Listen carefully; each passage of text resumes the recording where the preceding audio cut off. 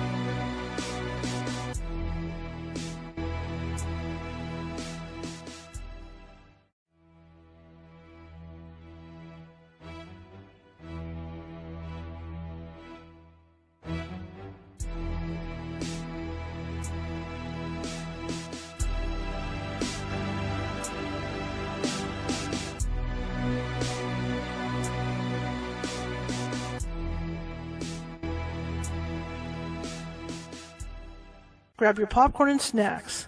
Find a comfy spot, take a seat or lie down, and let me transport you to a place of fantasy, ghost stories, ancient legends, odd creatures, alien encounters, and other magical topics. You may even decide to join the conversation. From faraway lands to your own backyard, with a small dash of pixie dust. Turn out the lights and open your minds. The journey is about to begin. Good evening, everybody. How's everybody doing tonight? I hope you said good. We're just beginning 2023. I hope everybody had a great weekend, and I hope that maybe you joined me yesterday for the live, the read. And if you didn't, well, you can always go back and check it out. My name is Charlotte. I'm going to be your host for the next hour. Let me loosen up my cord here so I can move without bumping stuff. My name is Charlotte. I'm going to be your host for the next hour. I'm also the owner of the California Haunts Paranormal Investigation Team, based out of, well, not so sunny Sacramento, California right now. And I can tell you it's not so sunny because it's starting to rain again. Boy, did we get wind and rain, I'll tell you. It was spooky, especially Sunday, especially New Year's Eve. Ooh, it was spooky. In fact, I had a big tree limb fall over my fence, so I'm dealing with insurance, and stuff for that. My poor neighbor, it ended up mostly in his yard. But anyway, welcome. Like I said, I'm also the owner of the California Haunts Paranormal Investigation Team, and we are 45 strong up and down the state of California, which means that if you think you might have a paranormal issue going on in your home or office or wherever, we can get to you. It might take us a couple hours because California is a big state, but we can get you. We have people based up and down the state of California, which means Sacramento. We got people in Central California, Southern California, NorCal, Bay Area, all that stuff. Not to mention Nevada, Oregon, Washington, and Hawaii. So we have people everywhere. We're like the FBI. Anyhow, as you can see tonight, this is a rare event. I'm wearing glasses. I do wear glasses, unfortunately. Mostly contacts. And if anybody's ever worn contacts and had to go back to their glasses, it's not the same. It's not even close. And a real quickie idea. I know our guest is waiting to come on. I'm excited to talk with her. But it's like the contact sits right on your eye, so it's like your eye. And the glasses are what, 2 inches, 1 to 2, maybe an inch and a half away from your eyes, maybe 2. Depth perception, everything's off. So if you guys are in the chat room tonight, just a quick FYI in that I'm going to try and enlarge it as big as I can because I can't see it. Okay, that's just how it is. So not jokingly, I could be joking, but I have to get my eyes checked in order to get new contacts. So if you guys are willing to help me out with that, that would be great. Send that to my PayPal and my Venmo. But anyway, tonight's guest, let me make sure your last name right. Kathleen Dayan. I hope I get it right. Kathleen Ready Dayan has written a very unique book, and it's about soulmates and past lives. And we're going to talk to her about that. We're going to have a nice conversation about this book she's written. It's a really cool book. I've read parts of it. It's a really cool piece, and I've been looking forward to interviewing her for a while. So it should be an interesting interview. Okay, if you guys are watching from Facebook and you like what you see tonight, please be sure to hit that like and the follow button from wherever you're watching. If you're watching from Twitch, please hit that like and follow button. Same goes for YouTube, okay? There's that little ghost that somebody told me looked like the Twitter bird. There's that little ghost down in the bottom right-hand corner. I'm pointing at it right now. If you click on that, that'll bring up the subscribe insignia thingy button, and that will allow you to subscribe to more than 470 videos. And they're all shows, all varying topics. I'm a journalist. I don't like to stay just on paranormal stuff. I like to vary it and talk about different things. So I'm sure there's something that you will find that'll be interesting to you. So that's great. We've also started to go live on TikTok. Last night we went live for the first time, and it went really well, better than I expected. So if you're somebody that was over on TikTok and you decided to come check the actual live show out, welcome. With these shows, we'll be going live on TikTok as well at some point. That's part of our changes for 2023. You're going to see some changes in the way I do things. So it's going to be fun. It's going to be a fun ride because I'm expanding things for 2023. Anyway, I'm going to shut up now, and our guest tonight, Kathleen, is going to come on, and we're going to find out some more information about her and get rolling here. Here we go. Hello. Hi, Charlotte. Someday I shut up, huh? We're good. How are you? I'm great. How are you doing tonight? Fine, but good, yeah. Well, thank you for having me here. Oh, absolutely. Absolutely. Tell me about you. All right. Well, I live in Plymouth, Massachusetts. And Well, I have been writing most of my life. I practiced law for quite a while. Somewhere along the end of that part of my life, I became a medium, and that turned my life in a new direction. It was actually quite a long process to get there, to be able to really communicate pretty clearly with people in spirit. Hmm. But I did get to that point where I could have conversations, and I learned a lot about soul continuation, and both through mediumship and also through various incarnations. Hmm. And so that really opened up my eyes to a lot of things. It changed the way I saw my life and the world, and um, it just it took away a lot of my fear, because the idea of death, although I still have, quite fear around that, because I'm not interested in going anytime soon.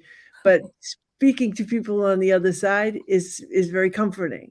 Yes. And I have family on the other side. I lost my mom when I was pretty young, and um, I had always been interested in spiritual things. But at one point, I was in my 30s, and I lost one of my sisters unexpectedly, and that really is what opened things up for me. Um, it just, again, it was a process, but I stumbled into a spiritualist church. I Hmm. don't know if you've had the opportunity to do that, but they have mediums there. Right. And so my husband and I have sort of always pursued our spiritual education together, and we did that as well. And we had some really cool messages come through, things that were making me believe that my loved ones still existed. Cool. And one night they had a table tipping night. And if you ever have the opportunity, have you done it? I have. You have. It's I cool, have. right? That's pretty cool. Yeah. It's pretty cool. That really is pretty mind blowing. If you get a really good reading, that's what made me want to pursue communication on my own, Hmm. and eventually got there. And it's just that's become sort of the basis of life. Everything is kind of shifted under my feet. No longer practice law. I'm still an attorney, but I haven't practiced in over 10 years. I write, as you know. I wrote this book before we were born. I wrote it based on the ideas that had been given to us when I was up there. There it is. When we were communicating with people in spirit. Hmm. And I started thinking, I had written a book about addiction years before. I'm a recovering alcoholic. And the way I approached that book was I used like the bones of my experience of Hmm. going through a rehab, and what that was like for me and how that changed my life. But I wanted to tell the story in a fictional manner, which I Hmm. did. And then when I decided to write this, I felt the same about it. I wanted to write it as a story, only use these concepts as the bones of the story to hold it up. Sure. And that's how it came to be. Sure. Absolutely. I was going to ask you about your training as a medium Hmm. because I think I teach psychic development classes, Oh, and I'm self-taught, like you. I'm self-taught, yes. and my training was growing up in a haunted house, and then that stuff kind of tapering off, when you get older, and then hanging out with paranormal groups and it coming back with a vengeance. And Sylvia Brown, that was it because I was scared to death, because I was seeing things, and yeah. Sure. So when I teach psychic development classes, I teach it's a slower process than a lot of classes because I feel that people need to learn a slower they have to learn a slow way because otherwise, it's hard to explain to people that once they open that door, they're just not going to get nice stuff coming through. You have to be able to control that and like like you say, learn to talk to them and do this. That's why I'm very impressed about the way you taught yourself. Well, I went in full steam ahead, and I did have some bumps from that for sure. I was, mostly like I'm just an intense person, when I get my mind set on something, and so I was meditating at least 3 times a day and with intention. And at the same time, I was, visiting spiritualist churches, seeing mediums, and learning and reading and, all that. But, yeah, when my third eye opened, I had a lump here from, just from I feel like the intensity of it, Right. the way that it went down. It was just, but that's kind of reflective of my personality and the way I Mhm. pursue things. So that happened. But there did get to be a point where I was seeing things that I didn't want to be seeing, and people were waking me up, and um, I didn't like it. I actually got to a point where I asked someone, "How do I close my third eye?" Right. The person said, "Well, why would you want to do that? Everybody's trying to open their third eye." And I said, "Because I was getting frightened by it, Mhm. nothing really scary, but I saw a shadow person go by one night when I was in bed, and that did not thrill me. I didn't know what it was. Mhm. Um, but I had a guy that I met at the spiritualist church. He was a Native American healer, and he was teaching different classes. And um, I told him about that because I was like, I don't know if I want to do this, And he said, "You don't worry about that. Just send him to the light. Send him to the light. If you see a shadow," he goes, "That's a shadow person." Because I told him I just saw this dark figure go by. He's like, "That's all that is." I'm sure you have plenty of Oh um, yeah.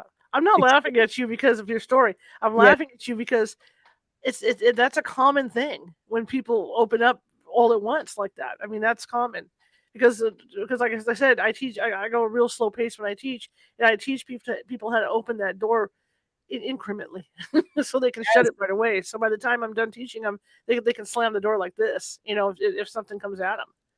yeah. But I admire you intensely. Hey, there's a question in the chat room about what is table tipping. Oh, okay. So it's there's you use a small pedestal table that has like, just like the one leg is the pedestal, and several people can sit and you put your hands on it. And if a spirit comes and wants to come through, the table starts to vibrate a little bit, and then it starts to, you make a connection, the table will start to move. Hmm. Um, and the first time we did that, um, it was such a cool experience. A person that it was a dear friend of mine that I had lost not long, before this experience, Hmm. came in, and he kind of walked the table right over and landed on my lap, and spelled out his name, with the table, and it was just really pretty cool. Absolutely. Hmm. So tell me, like, let's talk about the background for your book because obviously you have experience talking to I don't want to say deceased people, but that's what you do. So Mhm. how are you able to put that together into a book format? You know, when I first wrote it, it was it's an immense topic. Hmm. So part of the challenge of getting the story across was, how do I break it down? How do I make this work? I have more than one lifetime going on here with the characters, and um, probably the most challenging part of it was starting the book in the spirit world. But I wanted it to be that way because I wanted to talk about, how people will plan before they're born, Hmm. where they're going and who they're going with, and the idea of, this book is about romantic soulmates, but it's, that's not all. There's so many kinds of soulmates, and people travel in family packs, Hmm. and with best friends and brothers. And there are two brothers in this book too, who one of them stays back and is guiding the one who came, the one who's born, and that's a significant relationship. And I'm exploring that more in the sequel to this book that I'm working on now, just because I think it's important for people to see that soulmates they don't have to be, your partner, your life partner, and somebody that's, you're going to always travel with. It's a mixed bag of, a lot of people make plans to travel here together, but then maybe would change up the roles, you Hmm. know Hmm. in their different lifetimes. So I went a little bit off topic there, That's okay. That's okay. but for the first chapter, for people to to see these two making this plan to come here. And the woman really wants to be born again. She wants to be the child of a woman who was her mother in a different life. And she wants that opportunity. And her partner, her soulmate, is not ready to come and doesn't want to, but he comes because he wants to be with her and he doesn't want her to go alone. And so he chooses his mother based on the fact that she lives near the mother his partner is being born to. And he thinks that way we're sure to find each other. But he also picked this woman who is an alcoholic and a drug addict. And so he came into very different circumstances than his soulmate. And so, a big part of the story is writing about that, about what challenges they faced in being together and in not being together, and how, trying to find each other, find their way back. Now, as a medium, let me ask you about this too for soulmates. I mean, I know that there's that there's like a master plan for everybody at some point, after we go. But this is the first time I can also say this is the first time I've heard that we can choose who we're going to go back to. Is that something you find when you're channeling? That is something I've heard. Yes. Okay. Yeah. I never heard that. This is a surprise for me. Yeah, I always one of the things that has been stressed to me is that it's a collaboration. Okay. So we're working together, even in spirit as we make a plan. There are others who are helping us with that, and we have guides who stay behind. And I think sometimes these guides can show up in our lives as well. But there's always someone there watching over and helping us that you can, kind of reach out to. I've been lucky enough to make contact with one of my guides, and I know not everybody has that, but you can speak to them and you can ask for guidance and you can ask for help, and just putting it out there, and there's someone listening. Mm-hmm. Mm-hmm. How quickly can the soul return after somebody dies? I don't know if there's I honestly don't know if there's any kind of time limit. I think the idea of time is very different in the spirit world. So that's something I don't have a grasp on. I find your book fascinating in that it reminds me of that movie with Timothy Hutton and Kelly McGillis. When he dies and she dies and then he has to go find her, but they put him like on the West Coast and she's on the East Coast, and she's got a crappy life and then he's got a crappy life and they're trying to locate each other. Oh my God. It's fascinating to me. Yeah, that's just sounding familiar, but I haven't seen it in a million years. Is it like a 80s movie or something? That was back a while. Yeah, that was back a while. Back in the late 80s, I think. Yeah, I think I'll have to check that out. So tell me, are these obviously the alcohol? I'm not trying to be mean. The alcoholic is based on you, on your experiences. Oh, not really. I mean, that wasn't my life or anything like that. I actually got sober when I was 26. Okay. And before I, had a family or anything like that. I've been sober ever since. But the experience of being an alcoholic and how that affects your life and everybody around you, that certainly came in. Mm-hmm. Well, if I insulted you, I apologize. I didn't mean it. No, not at all. Okay. So how long did it take to write this book then? Because you had all this information you were trying to put in this. It must be overwhelming because you know so much about the subject. It's, I started to tell you before and then I got off track, but I originally wrote it as a screenplay. Oh, cool. And I had to learn how to write a screenplay, which I did just on my own time. I didn't take classes or anything like that, but I did that and I really loved it. And the story, because you have to write everything in a really sparse way in a screenplay, everything's very tight and very, limited on how much you can put on every page. And it helped me because I was able to find out what is the most critical parts of the story. What has to be on this page? And that helped me because when I went to write the the novel, first of all, I had an outline. I used the screenplay as an outline, but also I understood the key elements of the story before I started putting it down as a novel.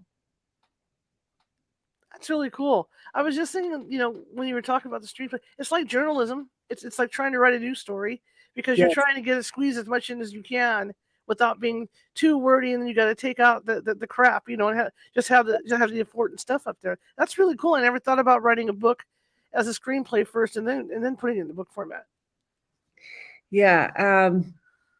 I actually I thought this is going to be a screenplay. This is what it's going to be, this at first. And then after I had it, I was realizing like, I already have this. I already have it, the bones. I can do this, because as you mentioned, it's so much information.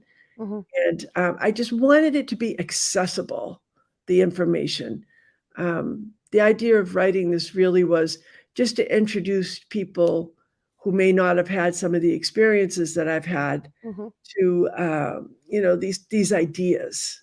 And I'm not trying to sell anybody or on anything or anything like that. I have just my own unique spirit path. I don't follow any group, and I wouldn't expect anybody else to, and certainly based on any things that I've written. But these ideas changed my life. They made me see things clearer. They made me feel more connected. And I just wanted to do that. And I think sometimes when you write something as fiction, it's easier to relate to. It's easier to read, to sit back and just, relax and read the story and let the story kind of carry you. And you're at the same time being exposed to some spiritual ideas. Mm-hmm. Mm-hmm.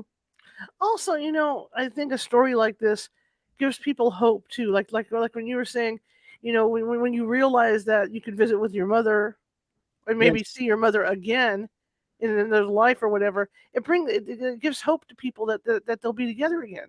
yes. So the story's fiction. I Okay. wrote it as fiction. It's a Right. novel. Right. So this didn't, none of the events here literally happened to me. Well, Right. but a lot of them really did, but just not in that circumstance. Right.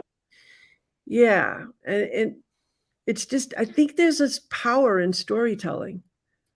Mm-hmm. Mm-hmm. To me, it's so much easier for me to read a book that somebody has written as a story than it is to read nonfiction about something. It just somehow it resonates better with me.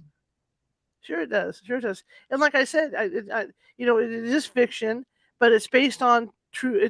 Well, what we think is true events. Essentially, Yes. it's based on stuff that you've experienced through your abilities, and so it's neat because it's laid out into a story format that everybody can understand, without being confusing. Yes, I hope so. That was the idea. So so the book is Yeah. actually coming out tomorrow in the Oh, United timing States. is everything. See that? Timing is perfect here, yeah. Perfect. Yeah, it was out in the UK, in December, but it's hitting in, the United States tomorrow, so it's an exciting time. How did it do in the UK? I don't honestly know. I haven't looked at any reports or anything. I'm just doing my thing over here, Charlotte. Because they're into that stuff over there. So I mean, they're really into that stuff Yes, over across the pond over there. that's right. So what do you think is the main message of your book? I think the main message is that life is eternal and, that love is eternal. Mm-hmm. Those are the things that I took from, the messages that I've received. And I think even when so I'm a medium, like, in a very private way. Mm-hmm. Honestly, this whole I like being out in the public as a medium is brand new to me because it was written on the back of my the cover of this book. So most of the people in my life didn't even know I was a medium. Just my husband and I would communicate. And once in a while, like my other family members, my sisters, things like that, would also do it. But I never done readings for people, or that was never my thing. It was just it just helped us so much privately in our personal lives. Um, but it was on the book. And when it came to me, the advanced copies showed up, and I showed my husband, and we laughed, because it said, that I was, channeling my loved ones. And I thought, well, I guess it's that time, it's time to just come out with it. But yeah, so. Well, I can honestly say it is comforting. I know my mother's still around. She's been gone 3 years, but she's here. Mm, She's with me all the time. yeah. Weird things, like the other night, I was telling my friend that I heard in the middle of the storm, I heard somebody knocking on the walls. I don't know where the hell it was coming from. Wow. And then I had these lanterns that wouldn't turn on, and then overnight when I woke up in the morning, the lantern was on. So she was turning the lantern on for me. Yeah, sure. It's stuff like that. And it is comforting to know, and that they're still here. And then if I'm able to go meet them in another life, oh my gosh, I know. I understand. And I'm sorry for your loss, Charlotte. it's okay. And I know I understand that, our family and our friends that passed over, we'll see them for sure. We'll see them again. But it's still hard. Mm-hmm. When my mom came in, the first, I don't know how many times that my mom came to talk to me, I was crying through it. It was just so emotional. It was really hard for me to get a message from her because it was just such a painful loss. Mm-hmm. Absolutely. Now you mentioned like in the book that they're able to choose who they come back as, and who the parents are going to be. Are they able to choose? Well, you mentioned the location too. Are they able to choose the location, or is that chosen for them? Oh, I think that I do think there's a collaboration. I think there's guidance from our Okay. coaches and our guys. You It's a mentioned that. collaboration, but yeah, we know where we're going. I think there's we play the biggest role in that, in choosing where we want to go and why we want to be there. And I think a lot of times members of our spirit family will plan together. It's almost like taking a trip. You want to go with your favorite people. You want to go, with your friends and your sisters and brothers, whoever it is that you like to do things with. And I think it's like that. It's this extended journey here, and we plan. There's significant planning that goes into that actual birth. Was it hard to come up with the different personalities for the characters in your book? No, that part was not so much. I love that. That's my favorite part of writing. Like, I love the characters. Um, they're fun. I just let them live in my head, and after a little, like, as I'm going about my day, I'm bringing them with me. And they sort of start to have their own voice. And I love that. That's the most fun thing about writing for me. Which brings me to my next question: is that when you finished the book, did you feel a loss because you've been so like entrenched in that and writing about these characters, and you finally come to the end of the book, and it must feel like when a family member leaves after visiting? It does feel like that. It does feel when you step away from a story after you've been really entrenched in it. It does feel that way. My first novel that I wrote was one of the main characters passes away, and I had the hardest time with that for a long time. I kept rewriting it. I didn't want him to pass. I didn't want him to pass, Mhm. but he had to, and I understood that was the way the story needed to be completed. And but it was rough. So you definitely get very attached to the characters. And some of the characters from before we were born are coming back because I'm working on a sequel now. Right, right. And so that's going to be Joy and Jeremy in new bodies with new personalities, Oh, although cool. parts of their traits are going to come with them, just like Jeremy, in Before We Were Born, he carries a lot of his Native American um, mannerisms and habits, and his respect for nature, and just a large part of who he was in a past Mhm. life came with him.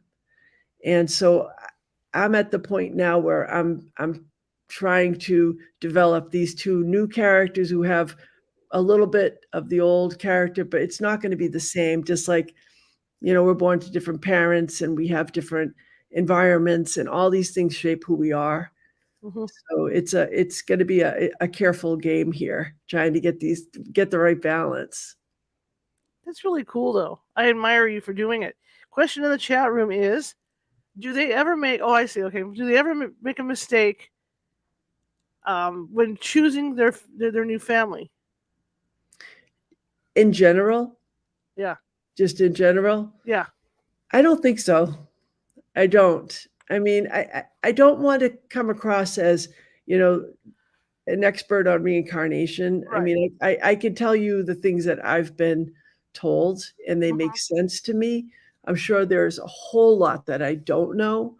Um, but I really feel like even when things go badly, there's a reason, and it turns out that way even in before we were born. And we have Jeremy born to this mom who really can't take care of him, and he has fetal alcohol syndrome, and he has a really hard time in life. But in the end, there's it all comes together for various people in their lives, um, so that the mistakes weren't it wasn't a mistake, even though it looked like it was. Mhm. Mhm. Do you think too? Because I've heard that whole thing where you could choose what kind of health you're going to have and stuff like that before you come back. I do think that's true. I think maybe not always. I do think that certainly people sometimes come with a certain, um, maybe a disability or something. It may be for the purposes of their own growth, but also for the people who they're going to have around them to help them with their growth. Okay. Cool. Cool. Cool. What do you like best about this book? What do I like best about the book? I like the relationship between the kids, Joy and Jeremy, when they're little, and they're just so pure, and they don't even understand what it is between the two of them, but they know there's something. And Jeremy, because he has fetal alcohol syndrome, he's tiny when he's four. He starts talking when he's 4, and he's the size of a 2-year-old. And he goes next door, and Joy lives 2 houses down, and he sneaks under the fence because he sees her there playing. And there's a line later in the book where somebody asks, where did you meet her? And he said, I climbed under her fence when I was 4 years old, and I've loved her ever since. And that's really what their relationship is. It's there from the beginning. That's really cool. Really cool. Thank you. I would have loved to watch you write this thing. To watch you putting it together. I got Yeah. like 2 books myself that I'm sitting on that I haven't finished. They're like halfway Really? done. Oh, Yeah. So, that's awesome. What are they about? one's about pretty much because I'm a journalist, right? And even though I grew up in a haunted house and had things happen to me, once I got, like I said, of a certain age, I kind of turned the logical hat on, and put on that skeptical hat. And so after I started getting out ghost hunting again, it took me a while to become a believer again. Hmm. And so that's what I write about, is going from being a believer to a non-believer back into being a believer Ah, through ghost hunting. And then yeah. my other book, I took care of my elderly father, and he was very difficult to take care of. Hmm. And so I'm writing about that because I hope it can help others who are in a similar situation. Yeah, for sure. Yeah, absolutely. Um, when you got done again, when you finished writing the book, was there anything? Because you had to go back through and edit, of course. Were there any major changes that you made that you felt were necessary? No, but when I went from the screenplay to the novel, Uh huh. I changed it significantly. Okay. Not the bones were there, like I said, Mhm. but um, yeah, I didn't dig in as deep in the screenplay into their relationship as they were teenagers. I had a lot of fun writing about Joy and Jeremy in their teenage years in the 90s, going to the prom and all these things that the kids, their friends were all doing. And Mm-hmm. I didn't have that in the screenplay. And Jeremy's best friend, his name is Jeff, and he's a very important character in the book, and my favorite character probably. And he was not in the screenplay.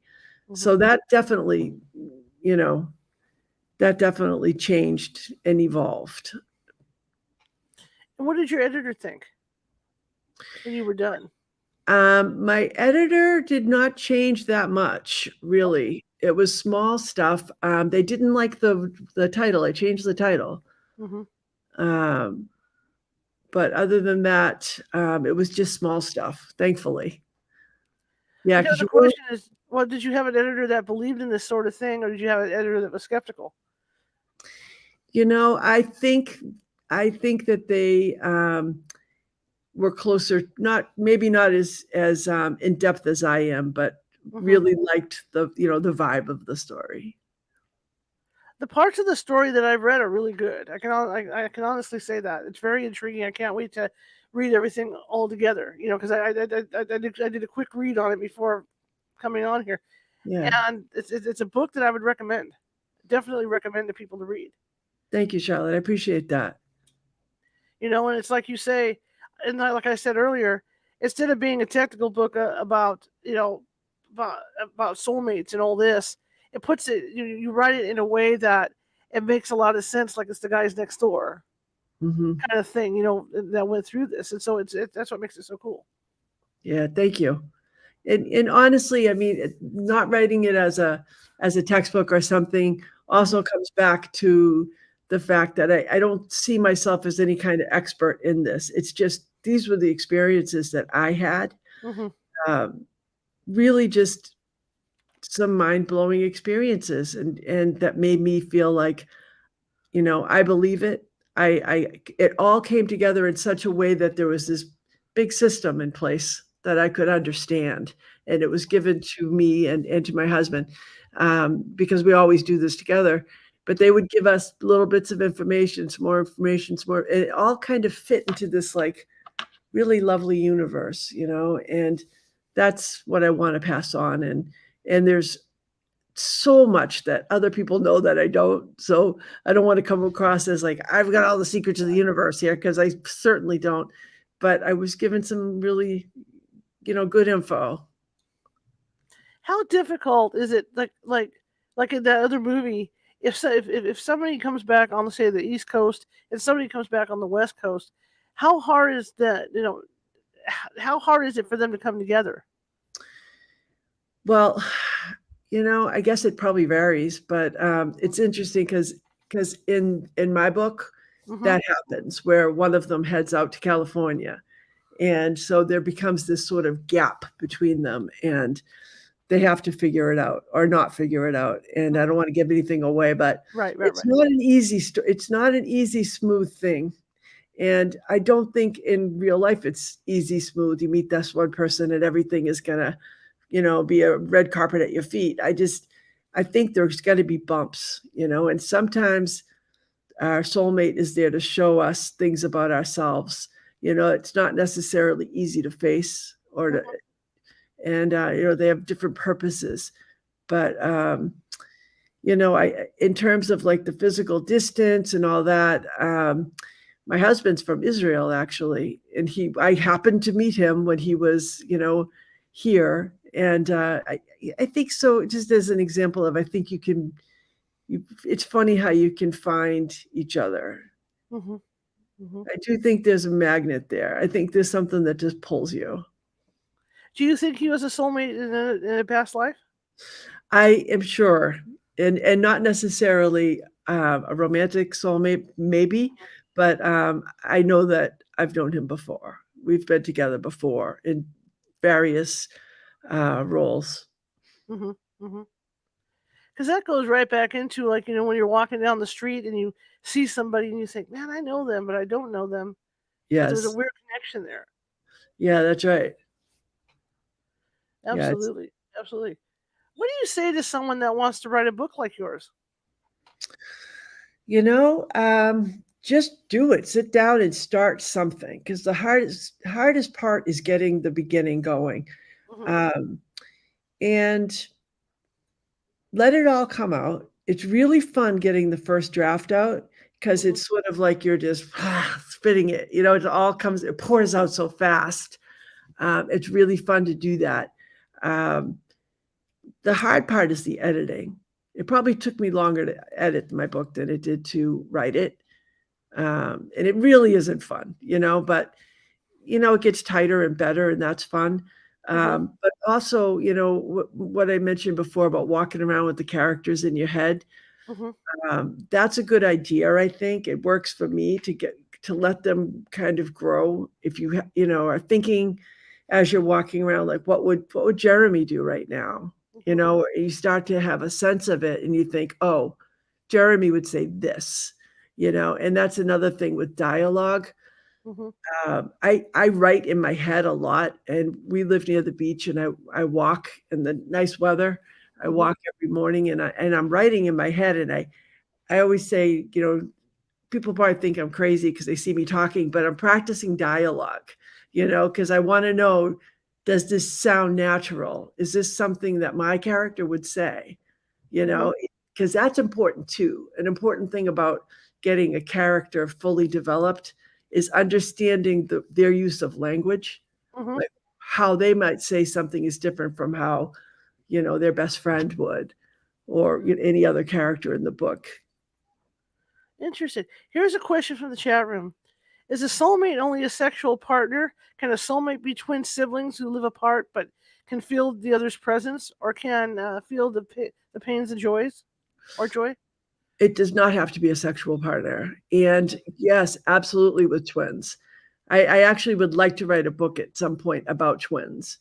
I do think people, um, sometimes make that choice to be born Mhm. together as twins, and they know they have that, that opportunity to be in the same life. This is just so interesting to me, to talk about this stuff. Can you run into your soulmate and not realize it's your soulmate? Probably, I don't know. I'm not sure how to answer that question, but I don't know. Okay. It's a complicated thing.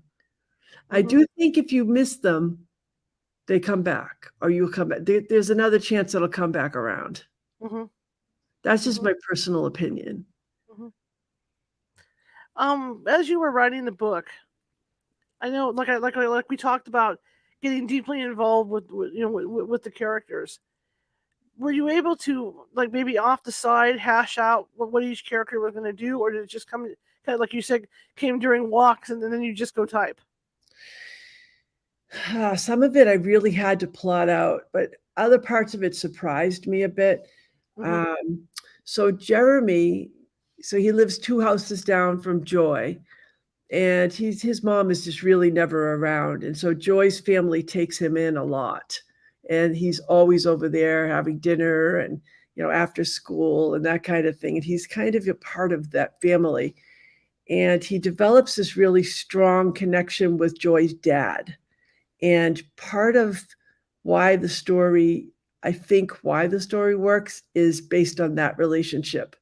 Mhm. And I didn't intend that. That wasn't something I sat down and plotted out. But as I started having them interact, I realized this is important, Mhm. because we can have all kinds of soulmates, and I'll tell you a little, preview of the coming attractions, but that dad will come back again in a Mhm. different way in the next book, because he's as much a soulmate to Jeremy as Joy is. And he really helps him. He's like the most important person in this little boy's life. And I think that's just as valuable, if not more, than having Mhm. a romantic soulmate, having somebody who can just be there for you when you're a kid and you don't have anybody who has your Mhm. back. Mhm. See, you flesh this stuff out. That's why I think your screenplay idea was really good, because I know when I'm writing about stuff, and I'm like, if it's a character or whatever, it's hard for me to stop writing the paragraphs because you get so involved in that character, you want to keep adding more and more detail. Yes. And then the next thing you know, you got this long drawn out thing when you're really not supposed to have it. So doing it like you did, in that screenplay format was terrific. Yeah, it was easier for me, because Mhm. it's just when you have too much information, sometimes it's hard to, um, to keep track of it all. Mhm. Absolutely, absolutely. So in total years, or did it take a couple years to write the book, or did it happen in a year? How long? The first draft of it, it took me, I want to say 6 months or something like that. But after all the rewrites and there was a lot that went into it. So yeah, it probably a couple years. And when you write, do you like to write by in a room by yourself, or is it okay if there's stuff going on around you? I have to be quiet by myself. I wish I could listen to music and write because Mhm. I love music, and it always finds its way into my books. I'm always talking about this band or that band or something because it's important to my life. So I feel like there's music that is that relates to the characters or whatever's happening in the book. So I wish I Mhm. could listen to it and write, but I can't. I'm not that capable of like, juggling. So I keep it quiet. And you talked about um, hearing stuff in your head during writing this. So were the guides helping you along and telling you, how to write the stuff properly so it made sense, or how did that work? It was more sporadic than that. So it Mhm. wasn't, the book wasn't channeled. So it Mhm. wasn't, okay, like Neil Donald Walsh and Conversations with God, Mhm. those books that he did, the series, those are literally channeled books. And this is not that at all. But the information, yes. Sometimes, you know, I feel like we're picking up things from spirit all the time. So a lot of that book came from spirit, but I can't identify what part is me and what part is them, if that Mhm. makes sense. I don't know if that makes sense, but Mhm. just because if I'm if I'm sort of tapped Mhm. in a creative way, I'm also tapped in a spiritual way, and the information just sort of flows through you. Mhm. Uh, Maybe it's like that with all art. I'm not sure, but Mhm. that's how it is. If I'm writing anything that is decent, that's what it feels like it's just flowing through my brain. But, you know, if it doesn't feel like that, it's the writing isn't usually as good. Hmm. Okay. You said you live by the ocean, which is really cool because that would inspire you as well It does, to be able to yes. write. Yeah, I'm jealous. Very jealous of that. So Uh, do you prefer to write like in the mornings, afternoon, or evenings? Definitely mornings. Okay. Yeah, and that's usually when I walk too. I mean, I'm in Massachusetts, so it's cold. Right. We had a couple of warm days, so I was able to, walk down there today for a little bit. And yesterday I walked the beach, and but it's almost like this rare opportunity in the middle of the winter. Mhm. You can't do it all the time, so um, you know it wasn't so much about writing as it was we were going to see the seals today because the seals were visiting our beach. Oh, cool. Cool. Cool. Yeah. Cool. So different fun things, but it is a really inspiring place to walk and just think. And I actually have the characters in the sequel are going to be on that beach Oh, because that's cool. I want them to be there. There's a lot of beach scenes in Before We Were Born because they grow up in this little. It's a different town than from where I live, but it's a town where we used to live, which is Marshfield, Massachusetts. Mhm.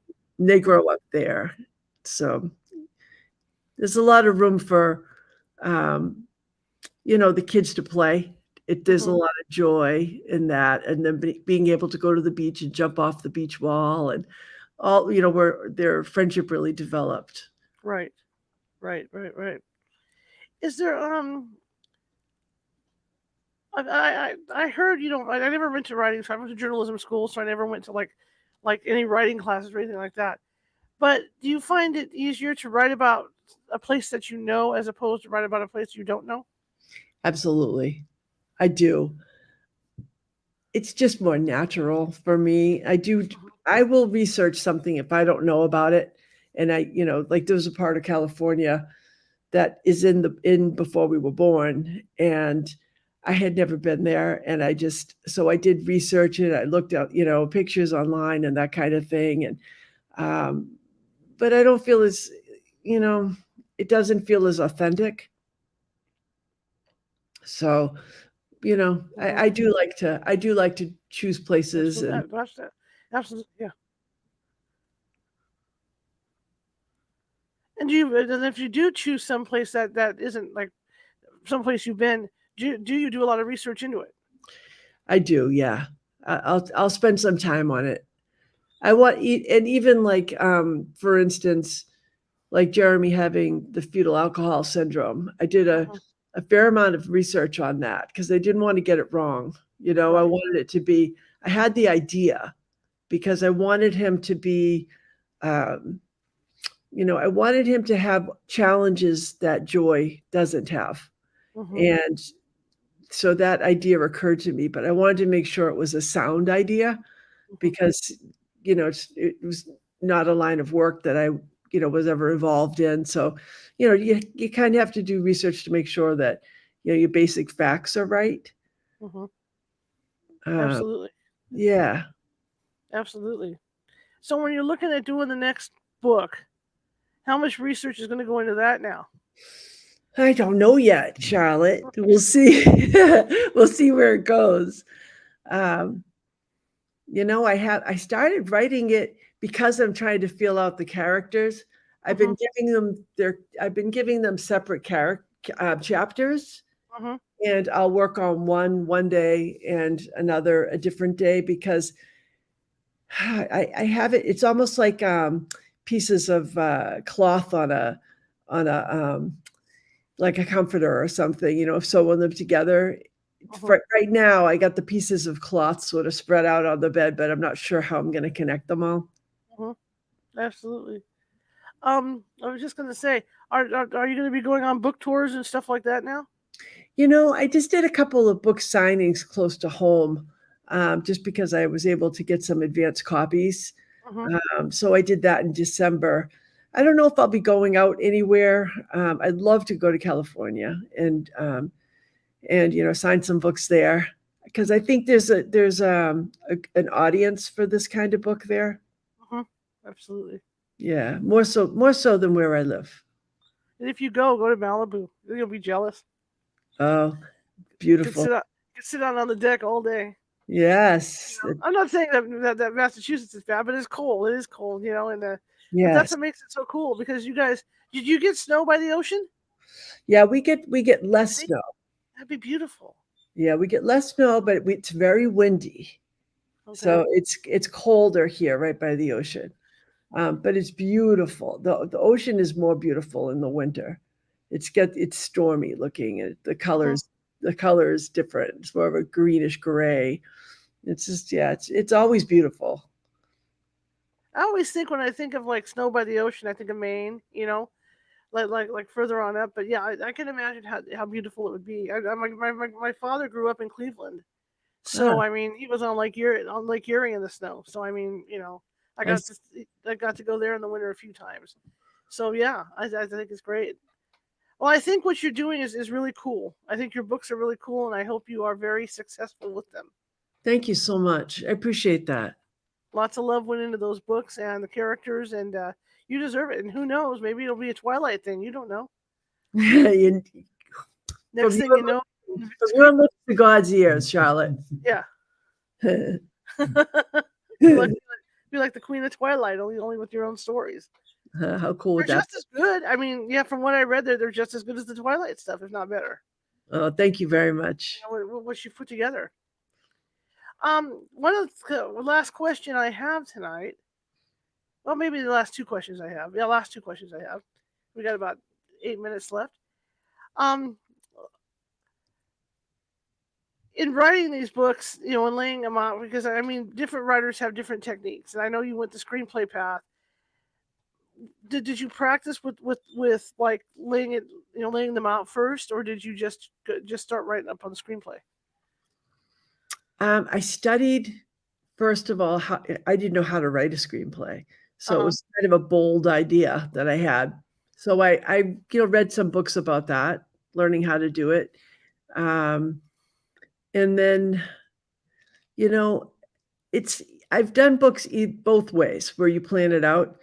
And I had another one where I dove in, and I Uh-huh. always think, oh, the one where you just dive in and go is going to be so much quicker and easier, but it isn't. Uh, Mhm. yeah, I have a book coming out next October, Mhm. and it's already with the publisher now. So it's in production, and it's not part of the series. It's a separate book. It's called Bridge Jumping, and it's about this woman. The book opens up at her funeral, and there's all of her family and friends are there, and her body's been cremated into 12 vials of ashes, and whoever takes the vials is bringing it to some place that is significant to their relationship with Mhm. this woman named Paige, who's passed away. And then, as in my mind, when I started to write that story, I'm like, this is going to be an easy book Mhm. because I'm just going to give each one of those vials and those people a chapter. Mhm. And I'm going to give her some journal entries that I'll put in between each chapter so that we can find out really who she is and who she was and how she felt about those people who are bringing her vial of ashes and why they're bringing them there. And I just thought it would be so easy to write.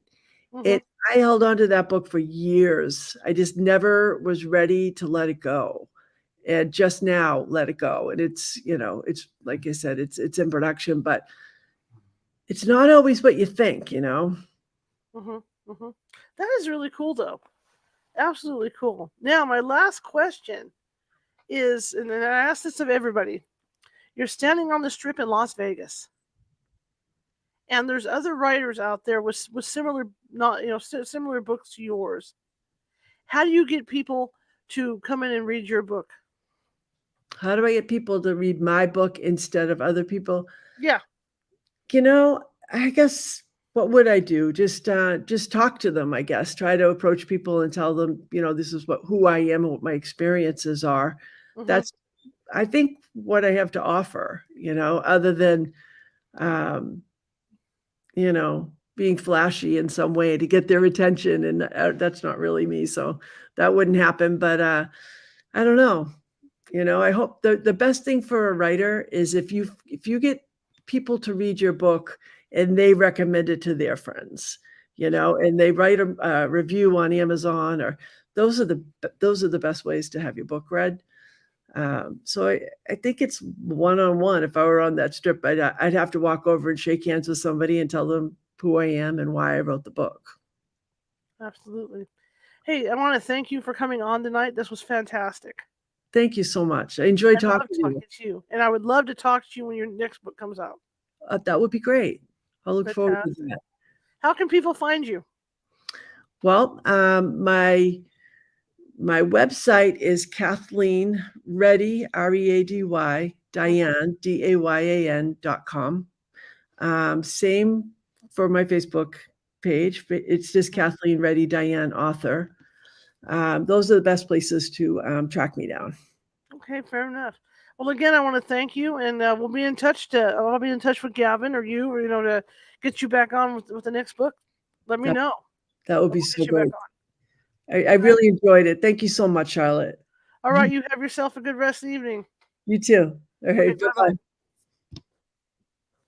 Where's the button? See, I'm blind. Oh, there's the button. All right, guys, that was fun. Learned a lot about writing and stuff. Fantastic. See, I can't see. I'm telling you, I couldn't even find the bloody button. Anyway, tomorrow we're going to be talking to another author, one of our frequent flyer authors, Anna Maria Manalo is going to be with us. But it's going to be a 12:30 p.m. Pacific interview tomorrow. So you guys that are working can catch it in the evening time. When you get home from work. But it's always fun to have Anna on. It always goes on longer than expected. So we'll see what happens tomorrow with that. We're going to be talking about her new book, her latest release, another scary book she wrote, another scary book, which we're going to be reading. Oh, I know what I can ask you. Hang on a second. 1 second. Hey, I brought you back because I'll ask you after the show. Okay. But there's this thing we do. I might as well have you here because I'm talking about Anna Maria.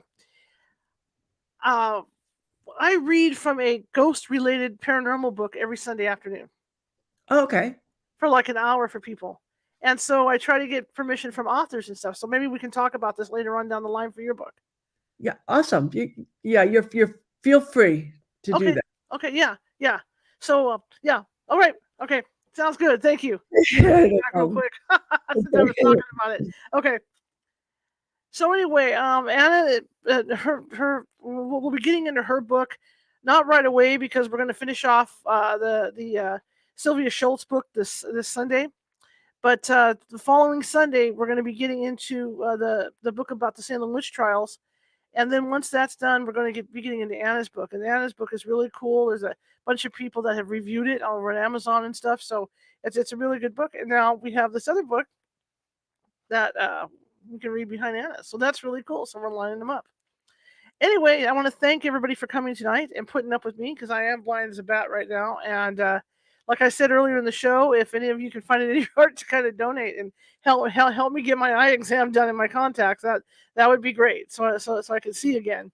But if you like the show, share it with 5 people. If you hated the show, share it with 5 of your enemies. We're equal opportunity here at California Haunts Radio.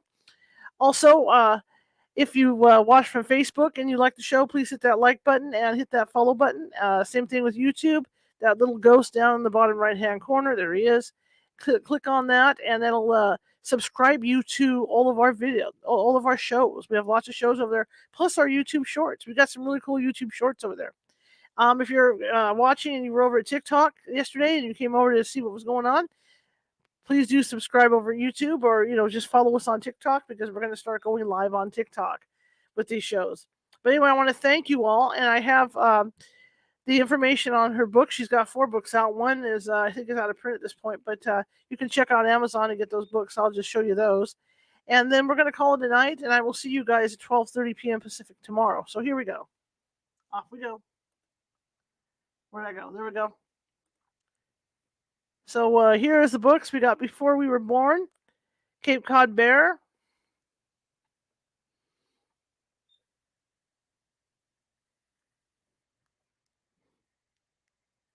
you've got LA Ice, and see, I can't read these things. Okay, anyway, yeah, so hopefully you got the other one because I'm blind. So, you can get them at Amazon, check them out. But I know one's out of print, but hopefully it'll be coming back. So I want to thank everybody for coming, and I will see you tomorrow at 12:30 p.m. Pacific. Have a great evening. Bye.